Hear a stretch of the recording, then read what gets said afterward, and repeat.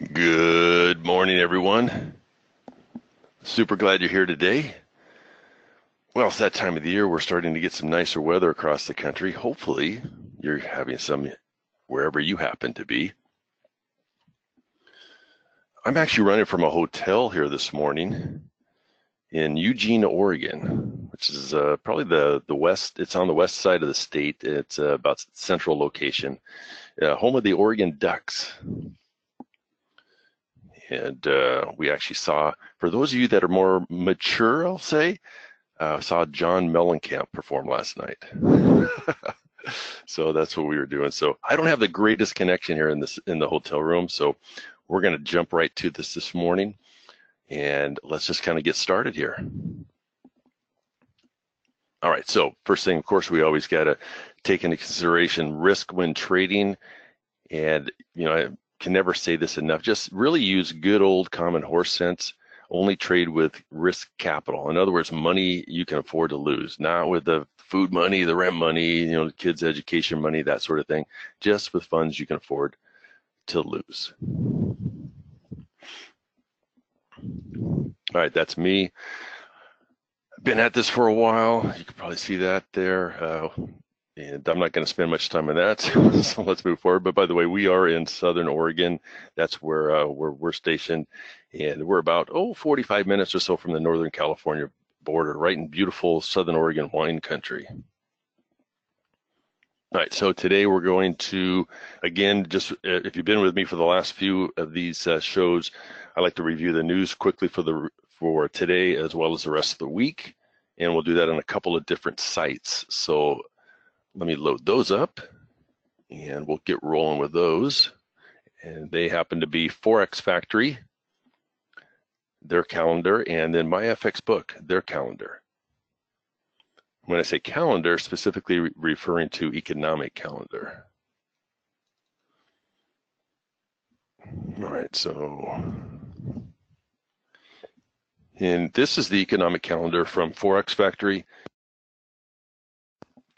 Now, yesterday was a big banking holiday in much of Europe. We had in France was a bank holiday, Germany, Italy, and Great Britain. So not a lot of activity in many of the markets. A lot of the currencies were kind of just real sluggish yesterday. But what I like to do when I'm on this page, I come up here to this filter in the upper right corner. I click that and I just uncheck everything except for the red folder. The red folder simply tells me high impact news events for the week. And you see here today, later tonight, we have this news out of Australia. So that'll tend to move that currency. Any of the currencies related with the Aussie dollar will tend to move. Tomorrow we have, 4 events out of Canada. Same here. These are at all East Coast times here. So 4 events out of Canada. So anything associated with the Canadian dollar will tend to move or be a little bit volatile based on, whatever statements come out basis these reports here that are scheduled. And then later in the evening, we have, or later in the day, I should say, probably evening, but news out of Japan. And then Thursday, that kind of carries over. There's a Bank of Japan press conference. And then out of the U.S., there's really just that event on Thursday at 8:30 a.m. And then on Friday, we have another event. And then also on Friday, there's out of Switzerland, there's some news there. All right, so let's go over to MyFX Book so you can take a little bit different look here at what's happening. What I like to do is come up here to where it says more, this drop down here, click that, and just again uncheck most everything here. Right there, just those 3. I'll leave all of this on here, and then scroll down and you can hit save right here. Now, one of the things that this calendar does, if you note way down here at the bottom, it'll actually give you an audio alert when the news event hits. So if you like that, you can turn your speakers up and catch it. But they will also list a few other events that are not listed on the Forex Factory's calendar. So that's why I like to double check them all. And you'll see here we're up to speed through Thursday, and to see Friday, you just have to click Show More. And there are the events on Friday. So yeah. So anyway, there are the news. So the big news here coming up here today isn't until this evening. Again, we saw here from the out of Australia, and then tomorrow. So just if you're trading, if you're contemplating new trades just ahead of those news events, I would think twice about that, because those news events, especially when you have more than one news event that's scheduled, can really move the markets. So you don't want to be caught on the wrong side of that. Yes, it can work out for you, but unless you really have a good understanding of how the market reacts to the news, I would just simply avoid it. So for instance, here tomorrow morning at 10 a.m. Eastern, these events are released, these news reports are released. I would wait at least an hour or so after that before I even contemplated trading something associated with the Canadian dollar. Let the market settle down a bit. It's just a good rule of thumb. All right, so let's go over to the charts this morning from here, and let's take a look at what's going on here for today, and maybe even think about it from a standpoint of the rest of the week as well. And we'll get the charts up here in a sec.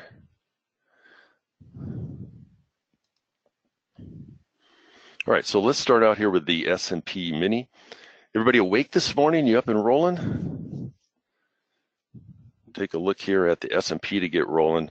We're going to look at the S&P this morning. We'll take a look at crude oil, and then we'll also examine the Euro USD forex pair. All right.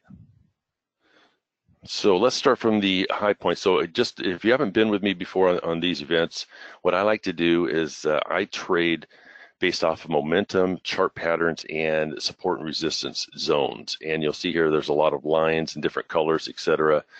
The primary areas that I focus on would be in red or green. Those are what I call major zones. And this is essentially a 4-hour chart. It's a 243-minute chart. It's kind of the driver of the bus, if you will, based on my methodology. So I have a couple of different things here just to quickly recap here. This upper indicator here right below price, right where my mouse is located here, that is, let's see here, that's this guy here, is my momentum indicator. And then this is an oscillator, and this is my divergence indicator. So I also look at divergence. I feel it's a very, very big part of trading, at least my methodology, and it can offer some tremendous opportunities. So let's just talk about what's going on in this chart at the moment. It's pretty quiet, actually. You can see right here the market over the last, it looks like 4 or 5 bars or candles here. And again, they're 4-hour candles. The market's really done nothing. Now, that said, with price kind of grinding sideways, momentum has actually moved into the positive here. So momentum is picking up a bit to the side. So we do have that, but, and here's what are a couple of reasons why I like to use these other indicators, and because it gives us even more information. So my oscillator is essentially divergent from price. You see that went from a high to a lower high, and a price, if we look at the same level or at point in time,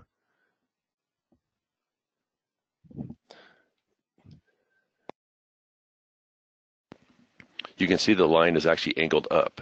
And then I come over here on my divergence indicator, and we have a high to a lower high as well. Now price is drifting, so there's not a whole ton of information here, but this is just kind of giving me a heads up that we could possibly see a pullback here. And looking at this chart, we do have the 50-period moving average. Let's see if I can get that in view here a little better for you. This blue line right here. So we have the 50-period moving average that if the market's going to give up some, would anticipate will come right down into here, and that's about an 8-handle move down to that level. Now again, that's just on this time frame. We do have some other support, horizontal support right here as well that I've marked off. But let's take a look at some of these other time frames. I like to look at the market from the top down, and I use, when I'm trading with Nadex especially, of course, I'm using intraday charts. And so that was a 243-minute chart. Then I go down to an 81-minute chart. We'll take a look at that. And you can see how the market's been getting rejected at this level of resistance here, this horizontal line that I have. There's the ellipse I just put on the other chart, and it appears on this chart as well. Once again, momentum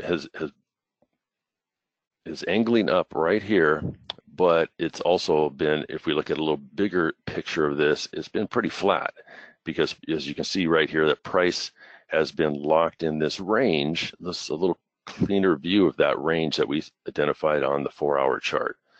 So we have these highs up here acting as resistance, and of course the lows with the moving averages are really tied in right here, acting as support. And momentum, I'm sorry, the oscillator is angled up. So not a whole lot of information here at the moment, other than we have sideways action in this market at the moment. If we look down to the 27-minute charts, the next time frame down here, now I think I can see a little bit more clarity. We have high to higher high, we have high to lower high. So we have divergence there on momentum. And if we look at the more recent two swings, high to higher high, high to essentially equal high, but here the oscillator did not cycle up higher. The divergence indicator itself, however, is not divergent. So again, we see some divergence here, but there's not a lot of clarity. Look at this also. This is almost an expanding megaphone pattern. So where you're almost seeing the higher highs and lower lows, but the lows are fairly equal through here. In fact, we have this whole level of resistance now. So the S&P, if we look at, we'll look at the 9-minute chart, then I want to look at the daily chart very quickly to give you a little bit different viewpoint here. But let's see if this is offering up. So the market pushed through right here through the resistance, this resistance, and it's pulled back below it. So it's a breakout and a retest essentially of that range or that zone of that line. And then we talked about earlier on the 243-minute chart of possible pullback here. Now, if you look at where that ellipse is on this time frame, you can see here that there's actually some support down here as well, which would coincide inside this range here. So we have a potential that the market may break down into here, but we have that level, and then we also have this level here. So the bottom line with this market at the moment, not a lot of clarity. It really needs to break out of the range, either up or down, to provide that clarity. And then I might consider, looking for a position in this market. But at this point, I'm just going to sit tight.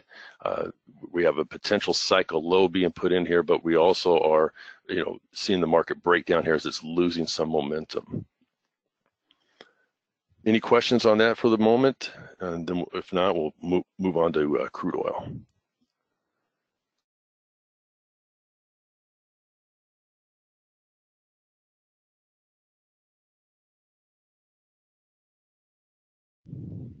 So before we move on to crude oil, let's just load up the daily chart. And again, I think you can get a very clear idea of what's happened here. That is a very tight range here. A lot of indecision. The momentum indicator's gone flat, which we'll see time and again here with a sideways market.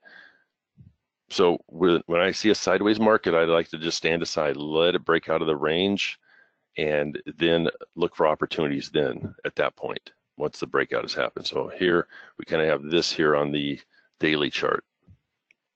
And if I do that a little tighter here, we have 1, 2, 3, 4, 5, 6 days inside this range.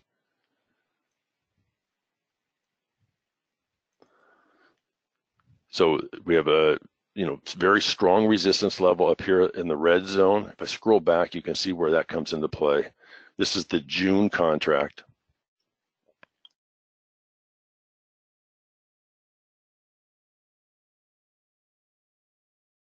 So let's move into crude oil here next and see if we have an opportunity there. So we'll scroll down here, looking at June crude oil. Do I think it's related to the holiday for the S&P? It very well could be. With Good Friday last week, it was a shortened week. Not much news this week until the latter part of the week as well. All right, so let's start with the 4-hour chart right here. And you can see I have this red zone here is kind of the key area. But again, much like the S&P, here's another range right through here. So we have momentum that's still positive to the upside, but it is waning some here. And you see how the oscillator has turned over. So what this is telling me is this market has been losing some energy on top of that, and that's the energy to the upside. So if you look here, you can see what I'm talking about right through here. Now, look at price, how it's been moving, again, as I mentioned, sideways in this range. So if we kind of take a step back here, the top of this green candle is right up here. So we had kind of sideways action, but this is where my divergence indicator comes into play, showing quite a bit of divergence. So based on that alone, plus the oscillator rolling over here, nearly completing what I call a cycle high. Once this goes below, closes below 50, the halfway point of this indicator, then this tells me that we have put in a cycle high. So there's a very real possibility this market's going to want to push lower here based on the momentum read at the moment on this time frame. So, but I always check each time frame. I don't just look at one time frame. You have to take it into context. So this is the content of this specific time frame. You got to look at the context of all the time frames within that market. So let's go down here and again look at the 81 minute. So you can see here that ellipse that I just drew. In fact, I'm going to fine tune it just a bit so to that level. So I also see the start of a chart pattern developing here. So I like to look at topping patterns. And what I do is I look at topping patterns, and let's see if I can get this to work. There we go. Topping patterns, basically reversal patterns. I see a left shoulder that I just drew here and a head of a potential head and shoulder top pattern that are taking place here now. Don't have a double top in place yet, but if that right shoulder forms over here, then we could have a potential trading opportunity back to the downside. This is my support region, this green area that I have marked here. And you'll note how the ellipse comes right down onto the top of that level. So for me going forward here, at least at this point, of course, we'll examine these other time frames here closely, but look for the market to maybe grind down here a little bit and then come back up and test this region and then maybe form another shoulder. And you can see with an hour-and-a-half chart, that's going to take some time to unfold. But then maybe, gosh, today's Tuesday, so maybe by Thursday we could have that right shoulder here on this time frame. Now, that doesn't mean we can't trade this on other time frames, because check this out. We have from a high point here, I'm going to use the real body of a candle up to that, right? We had a complete loss of momentum during that rally. You see that? That's why it wasn't sustained. It just kind of died out here. Then we also have over here, not much going on, not really any divergence here at the moment. So we have downward action here as far as our cycle study goes. So this is what I'm looking for, at least at this point on this time frame. I really want to be patient, especially when the markets are not giving up any real signs here of breaking out of these ranges. The two we've looked at here this morning, the S&P and now crude oil. So the market here, we had a very, very tight topping pattern in place. Let me just point that out to you real quick. So we had right here, kind of a double top pattern right there, and then the market sold off.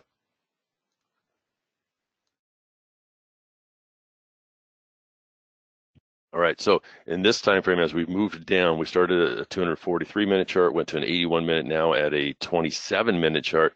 Notice how the cycle study is trying to bottom out, so suggesting that some sort of bounce here. If you recall just what I outlined or highlighted on the 81-minute chart, we're looking for the market to maybe grind a little bit and then kind of move upwards and test this upper region up here. So here we've lost, or the market, excuse me, has lost a momentum to the upside, clearly to the downside. Now, one of the things I had programmed into this indicator, this upper indicator, is that when momentum starts to fade in whatever direction it's been moving, it'll lighten up. And so you can see here, the red has gone to a light red. In fact, if you look back here, probably easier seeing, it was blue, pretty standard color right through here, and then it started to get lighter colored, and as it lost momentum on this move. So it doesn't tell me exactly when the market's going to run out of gas, but it gives me a heads up that it is running out of gas, if that makes sense. All right, so here with crude oil, again, I'm going to watch this, see if the market reacts here at this level. In fact, we could add another trend line right through here. So we have, that's a resistance area right at the moment. And then right down here, let's see how that ties in. Yeah, see all these various highs and real bodies through here. So another support, so it just reinforces that support here on this time frame. All right, and let's look at the 9-minute. So now from this time frame, I actually see a different chart pattern as well, kind of a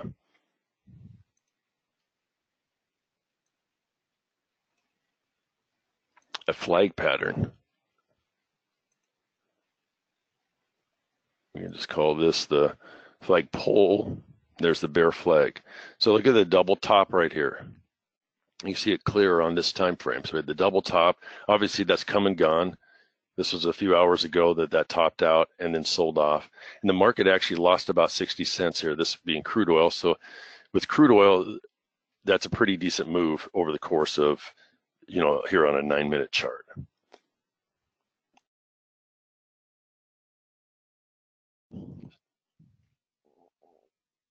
So the market is trying to cycle back up. You can see right here, this is just kind of giving me a heads up. For most of my career of trading, I strictly relied just on price bars. This is an old bar chart, open, high, low, and close.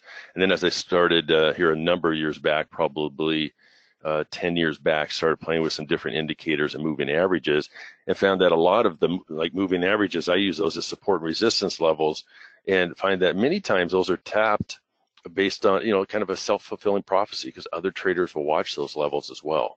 So I don't use any crossovers for entries or anything like that, but look at those levels, the moving averages, as support and resistance. And on my charts, the blue is a 50-period simple moving average, then the red is 89 simple moving average, and the purple is a 200. All right, so this is a bearish chart pattern, by the way, a bearish chart pattern. Let's look at the 3-minute here and see where we are in the cycle here.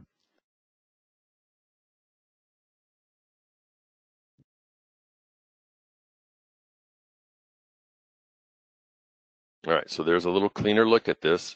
So the market had rallied, pulled back, and has popped back up again. Momentum is still pretty strong here to the upside on this time frame. So we have that gold line that I had drawn some time back. Just it still continues to be resistance, whether it be on this time frame or any of the other time frames.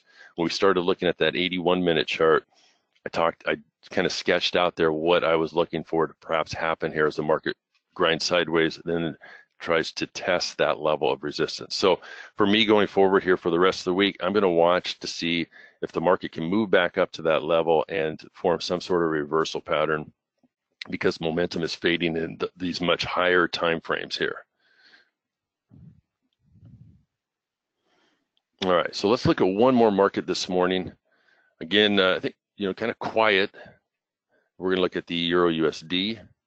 You can see how crude was just slowly grinding here. Euro USD, there we go. So this market obviously is woken up. So what I like to do either Sunday night or really early Monday morning, I will sit down and just update any of my zones, from the prior week. And of course, if the week is real volatile for certain markets, then of course I will adjust it as we go. But here you can see how the market moved right into this support zone here. Let me just kind of zoom in on this for you. So this was a minor resistance zone. That's why you have a kind of a lighter red. This is the strongest of the resistance zones, a darker red. But this dark green is a pretty strong support zone. And if we come back, let's see here, the 22nd is right. So right here, these highs, the market got rejected at the moving average resistance. Right there also have a trend line horizontal resistance, and then sold off, now testing the bottom of the support zone. So that's the 4-hour chart. Let's see if there's a setup coming about here. All right, so we lost a little bit of momentum, but not a whole lot based on this decline. In fact, this has the potential to be divergent. Right now, it's diverging. Here's what I'm talking about: low to lower low, low to higher low. But this hasn't hooked up yet. Need that indicator right there to hook up, and then I could call that divergent. And then I would look for a bounce type of opportunity here. So we also have low on the actual divergence indicator, low to higher low here. Same thing, I want to see that hook up a little bit here. So this will take some time to unfold and perhaps provide an entry opportunity. But we know that this is potentially setting up here, so we may be able to squeak in something just basis, whatever setting up here on the lower times if there it happens to be a setup. Now, just a note here, I'm not suggesting you trade any of this. I'm trying to teach you how to a different way to analyze the markets to look for potential opportunities.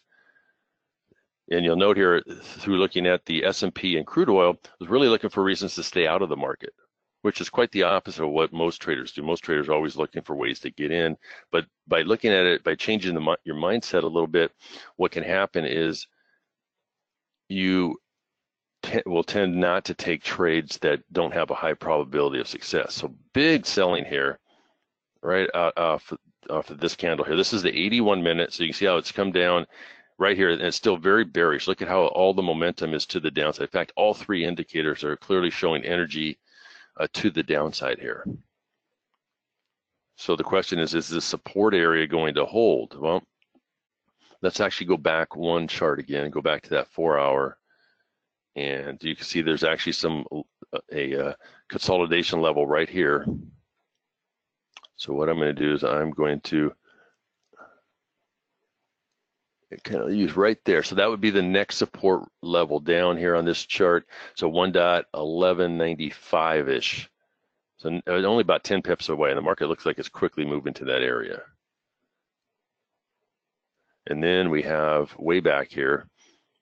So I always look left. It's one thing, most traders will focus on the hard right edge of the chart. If you can train yourself to always look left, you will see so much more. And you'll see time and again why markets stop moving at certain points. It's because they run into prior support or resistance levels. All right, so there, I just marked up another one. So we have several levels here, just need to be aware of this. This is where the flow to the downside could cease or at least slow down.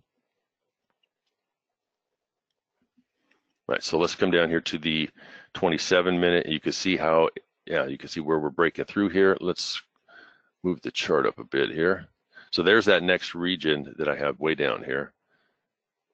I missed one here. Hold on a second.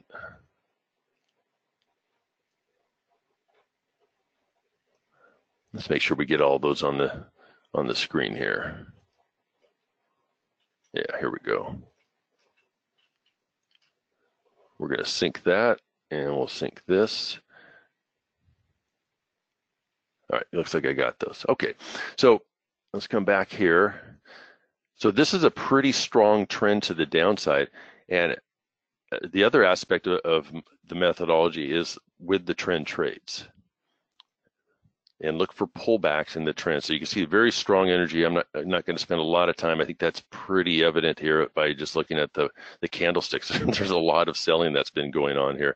So let's go right down to the 3-minute. This is kind of what I call my setup chart, the one from which I like to trade. So we have a couple of different levels here. I'm going to use this most recent little swing right here. We'll measure from that down here to the most recent low. This is the Fibonacci tool, and then I like to just mark off what I call a Fibonacci zone, which is really nothing new. It's just the 382, the 50, and the 618 levels. I like to highlight those. Those are key areas that a lot of traders keep an eye on. And so what I like to do is kind of clean up the chart. Is I know that the bottom of that's the 382 level, the middle of the box is the 50, and then we have the 618 level at the top. So I would typically just get rid of the Fibonacci tool, but what I want to do from here is I also want to come way up here and measure from that high, and I will draw another box. And you can see where that's going to come into play here. So we're going to just kind of move right here. So there, now I have a couple of different Fibonacci zones I can keep an eye on. So if the market bounces here, and as far as the way momentum reads on these higher time frames, if there's still a lot of momentum to the downside, I will look for an opportunity to perhaps, trade this to the downside if the market reaches into this area right through here. Because again, there's a lot of energy on these upper time frames to the downside. So I want to be able to participate in that if the market bounces. At the moment here, that is the kind of my read on this market. We had not a whole lot at the moment going on in the S&P or in crude oil this morning.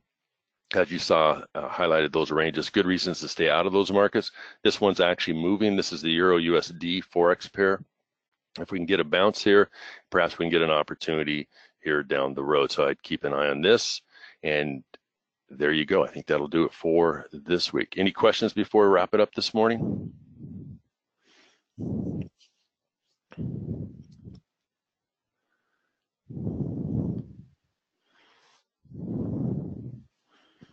All right, well, before we get out of here,